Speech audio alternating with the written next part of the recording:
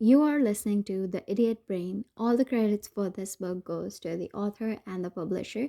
This video is only filmed for educational purposes. Part 4. A glass of wine to refresh your memory. How alcohol can actually help you remember things.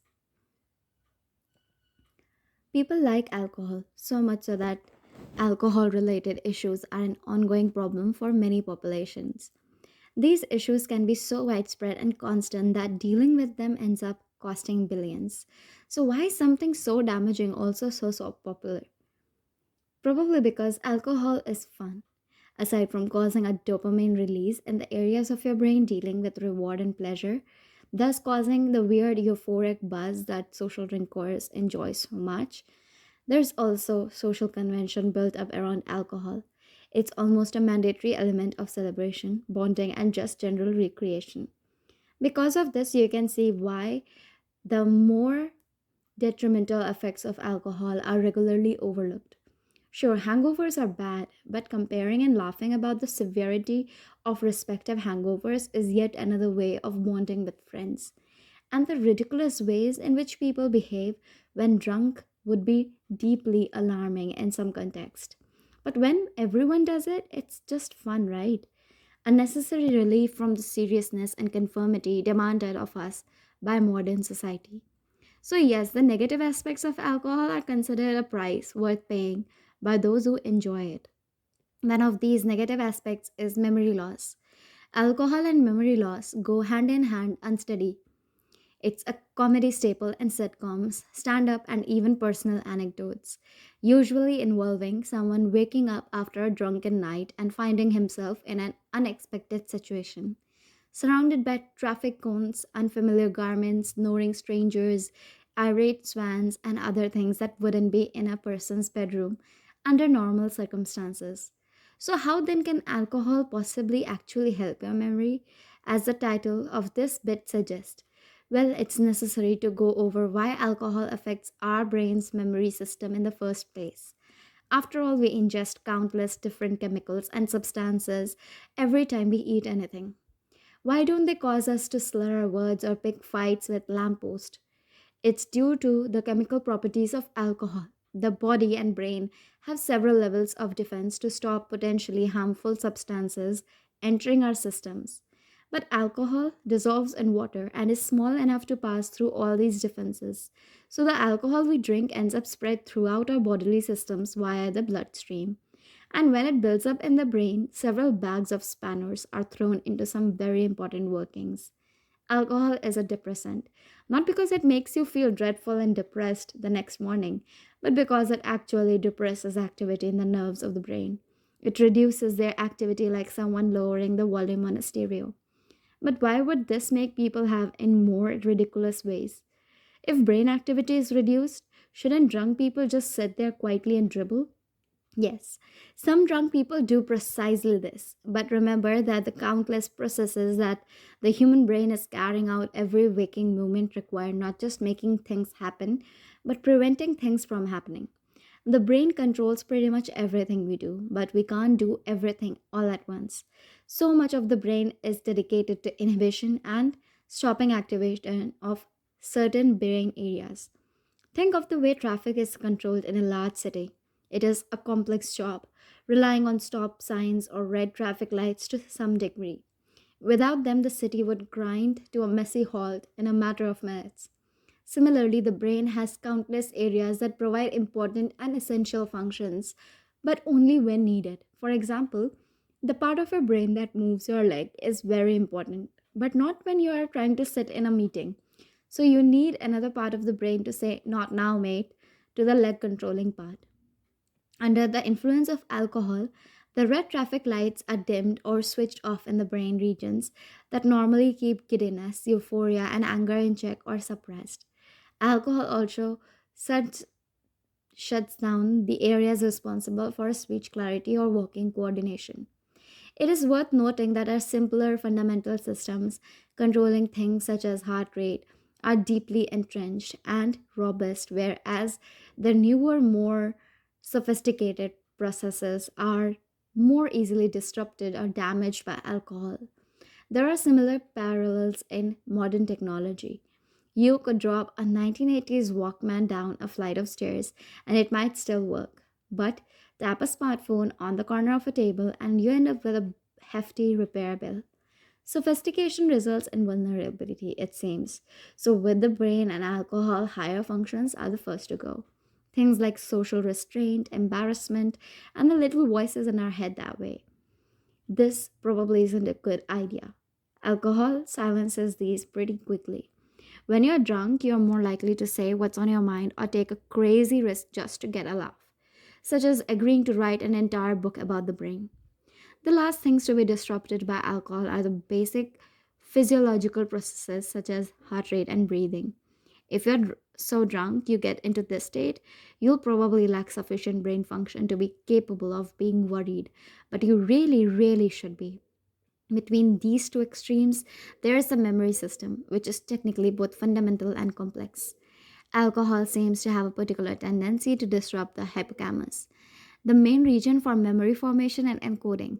It can also limit your short term memory, but it's the long term memory disruption via the hippocampus that causes the worrying gaps when you wake up the next day. It's not a complete shutdown, of course. Memories are usually still being formed, but less efficiently and more haphazardly. Interesting aside, for most people, drinking enough to block memory formation completely would mean they are so intoxicated they can barely speak or stand. Alcoholics, however, are different. They have been drinking a lot for a long time, so much so that their bodies and brains have actually adapted to deal with and even require a regular alcohol intake. So they can remain upright and coherent despite consuming way more alcohol than your average person could withstand. However, alcohol they have consumed still has an effect on the memory system. And if there's enough sloshing around in their heads, it can cause a full shutdown of memory between why they are still lacking and behaving normally thanks to their tolerance. They don't show any outward signs of problems, but 10 minutes later, they have no memory of what they have been saying or doing. It's as though they stepped away from the controls of a video game and someone else took over. It looked the same to anyone watching the game, but the original player has no idea what's been happening while they were in the toilet. Yes, alcohol disrupts the memory system, but in very specific circumstances. It can actually help recall. This is a phenomena known as state specific recall. We have covered already how the external context can help you recall a memory. You are better able to recall it if you are in the same environment where the memory was acquired. But, and here's the clever bit, this also applies to the internal context or state, hence state dependent recall. To put it simply, substances such as alcohol or stimulants or anything that alters brain activity bring about a specific neurological state. When the brain is suddenly having to deal with a disruptive substance washing around everywhere, this does not go unnoticed any more than you wouldn't notice that your bedroom was suddenly full of smoke. This can also apply to mood. If you learn something while in a bad mood, you are more likely to recall it later, or if you're in a bad mood again. It's a massive oversimplification to describe moods and mood disorders as chemical imbalances in the brain. But the overall levels of chemical and electrochemical activity that result in and from a specific mood is something the brain can recognize and does. Thus, the context inside your head is potentially just as useful as the one outside your head when it comes to triggering memories. Alcohol does disrupt memories, but only after a certain point. It's perfectly possible to have the pleasant buzz of a few beers or glasses of wine and still remember everything the next day. But if you were to be told some interesting gossip or useful information after a couple of glass of wine, you and your brain would encode your slightly intoxicated state as part of the result of the memory. So, would be better to encode your slightly intoxicated state to retrieve this memory if you were to have another couple of glasses. In this scenario, a glass of wine can indeed improve your memory. Please don't take this as a scientific endorsement for drinking heavily when studying for exams or tests. Turning up drunk for a test will be problematic enough to cancel out any minor memory advantages that this provides you with, especially if you are going for a driving test. But there is some hope for desperate students. Caffeine affects the brain and produces a specific internal state that can help trigger memories. And a lot of the students pull caffeine fueled all nighters than cramming for exams. So, if you attend the exam similarly stimulated by excessive caffeine, then it could well help with remembering some of the more important details from your notes. It's not exactly irrefutable evidence, but I did once employ this tactic at university where I stayed up all night revising for an exam I was particularly worried about. A lot of coffee kept me going, and I indulged in an extra large mug right before the exam to ensure I stayed conscious throughout. I ended up getting 73% on the exam, one of the highest marks in my year. I wouldn't recommend this approach though. Yes, I got a good mark, but I also desperately needed the toilet the whole time. Called the examiner dad when I asked for more paper, and on the way home got into a furious row with a pigeon. Of course, I remember it. It was my idea. The ego bias of our memory systems. Thus far, we have covered how the brain processes memory and how it isn't exactly straightforward, efficient, consistent. Actually, there are numerous ways in which the brain's memory system leaves a lot to be desired, but at least you end up with access to reliable, accurate information safely stored in your head for future use. It would be lovely if that was true, wouldn't it? Sadly, the words reliable and accurate can rarely be applied to the workings of the brain, particularly for the memory. The memories retrieved by the brain are sometimes comparable to a hairball cuffed up by a cat, the product of a lot of alarming internal mangling. Rather than a static record of information or events like pages in a book, our memories are regularly tweaked and modified to suit whatever the brain interprets as our needs. Surprisingly, memory is quite plastic and can be altered, suppressed, or misattributed in numerous ways. This is known as a memory bias, and memory bias is often driven by ego. Obviously, some people have huge egos. They can be very memorable themselves, if just for the ways they inspire average people to fantasize many elaborate ways of killing them. But even though most people don't have a dreadful ego, they do still have an ego which influences the nature and detail of the memories they recall. Why? The tone of this book thus far has referred to the brain as if it's a separate, self contained entity, an approach used by most books or articles about the brain, and one that makes logical sense. If you want to provide a scientific analysis of something, then it's necessary to be as objective and rational as possible and treat the brain as just another organ, like the heart or liver. But it's not. The brain is you. And here the subject matter edges over into the philosophical areas. Are we as individuals really just the product of a mass of neurons firing of sparks, or are we more than the sum of our parts? Does the mind really arise from the brain, or is it in fact some separate entity intrinsically linked to it but not exactly the same? What does this mean for free will and our ability to strive for higher goals? These are questions that thinkers have grappled with ever since it was figured out that our consciousness resides in the brain. These are discussions for elsewhere, but suffice it to say that scientific understanding and evidence strongly imply that our sense of self and all that goes with it is supported by processes in our brain.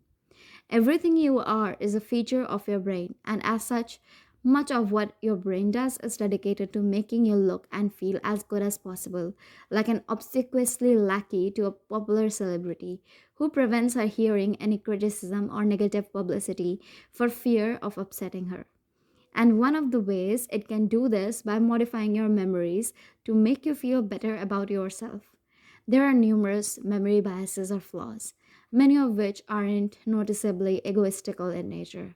However, a surprising number appear to be largely egoistical, especially the ones simply called the egocentric bias, where our memories are tweaked or modified by the brain to present events in a manner that makes us look better. For example, if recalling an occasion where they were part of a group decision, people tend to remember that they were more influential and integral to the final decision than they were in fact were. One of the earliest reports of this stems from the Watergate scandal, where a whistleblower told investigators all about the plans and discussions that he had taken part in that led to the political conspiracy and cover up. However, later listening to the recordings of these meetings, an accurate record of the discussions revealed John Dean got the overall gist of what happened, but many of his claims were alarmingly inaccurate. The main problem was that he had described himself as an influential key figure in the planning, but the tapes revealed he was a bit player at most. He hadn't set out to lie, just to boost his own ego. His memory was altered to conform to his sense of identity and self importance. It doesn't have to be government toppling corruption, though. It can be minor things such as believing you performed better at sports than you genuinely did, or recalling you caught a trout when it was in fact a minnow. It's important to note that when this happens, it's not an example of someone lying or exaggerating to impress people. It often happens with memories, even if we are not telling anyone about them. That last bit is key. We genuinely believe our memory's version of events to be accurate and fair. The modifications and tweaks made to give a more flattering portrayal of ourselves is more often than not entirely unconscious. There are other memory biases that can be attributed to ego. There's choice supportive bias, when you have to choose one of several options and you remember it as being the best of all available options, even if it wasn't at the time. Each option could be practically identical in terms of merit and potential outcome, but the brain alters your memory to downplay the rejected ones and big up the option you went with, making you feel you chose wisely, even if it was totally random. There's the self generation effect, where you're better at recalling things that you have said than at recalling things other people have said. You can never be sure how accurate or authentic someone else is being, but you believe you are when you say something. And seeing as it's your memory that amounts to the same thing, more alarming is the own race bias, where people struggle to recall and identify people from races other than their own. Ego isn't exactly subtle and thoughtful, and it may be expressed in a crude way, such as prioritizing or emphasizing people of the same or similar racial background over those who aren't, as yours is the best one. You may not think this at all, but your subconscious isn't always so sophisticated. You may have heard the saying hindsight is 2020, usually used to dismiss someone claiming prior knowledge of an event after it's happened. It's generally assumed that the person is exaggerating or lying because they didn't use this prior knowledge when it would actually have been useful. For example, if you were so certain that Barry had been drinking, why did you let him drive you to the airport? While it is no doubt true that some people do exaggerate their awareness in this manner to seem smarter and better informed, there is actually such a thing as the hindsight bias in memory, where we genuinely remember past events as being predictable, even though we couldn't have hoped to predict them at the time. Again, this isn't some self aggrandizing fabrication. Our memories genuinely do seem to support this notion. The brain alters memories to boost our ego, making us feel as if we were better informed and in control. How about the fading effect bias, where emotional memories for negative events fade more quickly than positive ones? The memories themselves may remain intact, but the emotional component of them can fade with time. And it seems that, in general, unpleasant memories and emotions fade faster than nice ones. The brain clearly likes it if nice things happen to you, but don't dwell on the alternative stuff. These are just some of the biases that could be seen as demonstrations of ego, overriding accuracy. It's just something your brain does all the time, but why? Surely an accurate memory of events would be far more useful than some self serving distortion.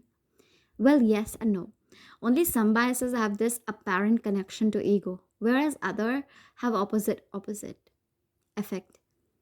Some people demonstrate things like persistence, which in this case is when memories of a traumatic event keep recurring.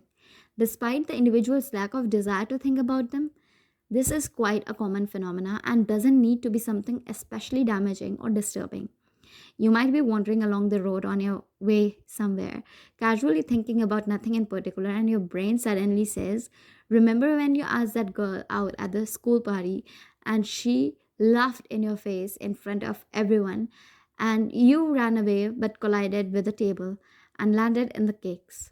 Suddenly, you are racked with shame and embarrassment thanks to a 20-year-old memory apropos of nothing.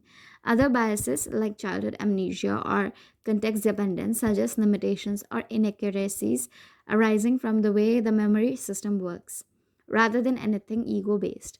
It's also important to remember that the changes caused by these memory biases are quite limited rather than major alterations. You may remember doing better in a job interview than you actually did, but you won't remember getting the job if that didn't apply. The ego bias of the brain isn't so powerful as to create different realities. It just tweaks and adjusts recall of events. It doesn't create new ones. But why would it do this at all? Firstly, human beings need to make a lot of decisions, and this is a lot easier if they have at least some degree of confidence when making them. The brain constructs a model of how the world works in order to navigate it, and it needs to be confident that this is accurate. If you had to weigh up every possible outcome for a century of every choice you make, it would be extremely time consuming. This can be avoided if you have confidence in yourself and your abilities to make the right choice. Secondly, all our memories are formed from a personal subjective viewpoint. The only perspective and interpretation we have when making judgments is our own. And as a result, this could lead to our memories prioritizing when it was right more than when it wasn't, to the extent that our judgment is protected and reinforced in memory even when it's not strictly correct. On top of this, a sense of self worth and achievement seems to be integral to normal functioning for humans.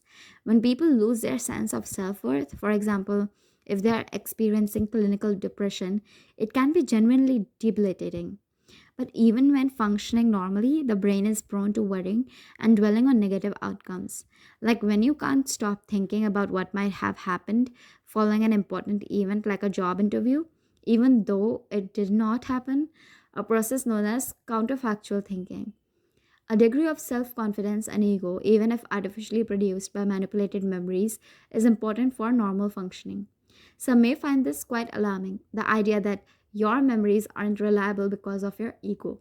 And if it applies to everyone, you can really trust what anyone else says or stays. Maybe everyone is remembering things wrongly due to subconscious self flattery. Luckily, there's probably no need to panic. Many things still get done properly and efficiently. So, what ego biases there are seem to be relatively harmless overall. But still, it might be wise to retain an element of skepticism whenever hearing someone making self aggrandizing claims. For example, in this section, I've tried to impress you by explaining memory and ego are linked. But what if I have just remembered things that supported my notion and forgotten the rest? I claim the self generation effect, where people remember things they have said better than things other people have said, was due to ego. But an alternative explanation is that the things you say involve your brain to a much greater extent. You have got to think of the thing to say, process it, go through the physical motions, and require to speak it. Listen back to it, judge for reactions, so of course you would remember it more. The choice supportive bias, where we remember our choice as being the best one, an example of ego or the brain's way of preventing us from dwelling on possibilities that did not and cannot occur. This is something humans do often, taking up a lot of valuable energy, often for no appreciable gain. How about the cross race effect, where people struggle to recall people's feature if they are on off a race of their own?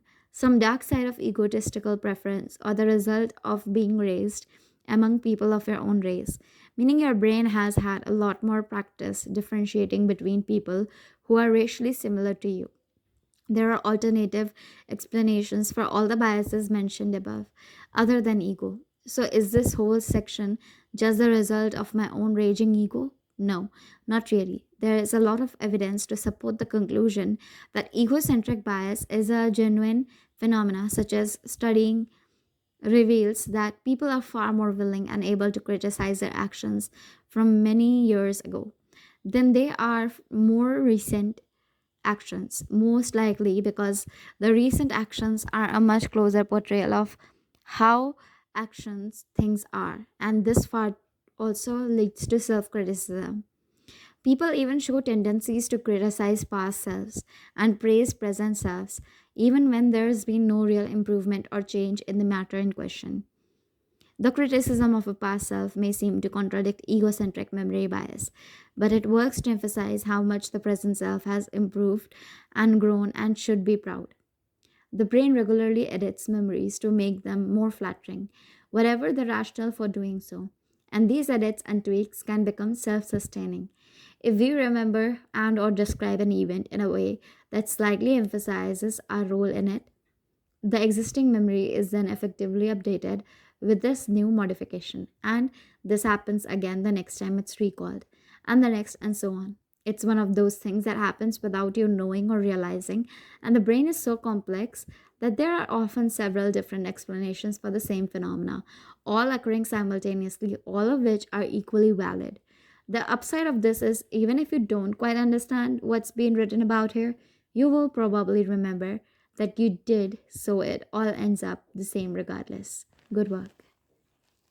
Thank you for listening.